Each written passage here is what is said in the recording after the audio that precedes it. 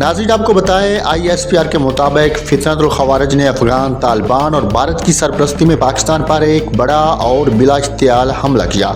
यह हमला पाक अफगान सरहद के तवील हिस्से पर 11 और 12 अक्टूबर की दरमियानी शब किया गया।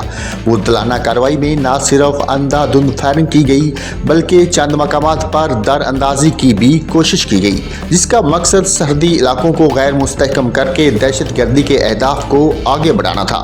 पाक फौज ने इस हमले का मुअस्सर और फैसला कुन जवाब दिया। इंटेलिजेंस रिपोर्ट्स और तखमीनों के मुताबिक पाक फौज की जवाबी कार्रवाई में 200 से ज़ायद तालिबान और इनसे वाबस्ता दहशतगर्द हलाक हुए, जबकि बड़ी तादाद में जख्मी भी हुए। इस दौरान मादरे वतन के दिफा में पाक फौज के 23 बहादुर जवानों ने जामे शहादत नोश किया और 29 जवान जख्मी हुए।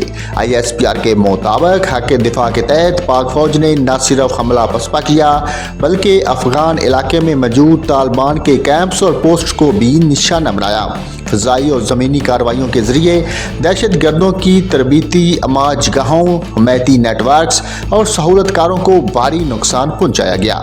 इनमें फितरतुल खवारिज, फितरतुल हिंदुस्तान और दाइश से वाबस्ता अनासर शामिल हैं।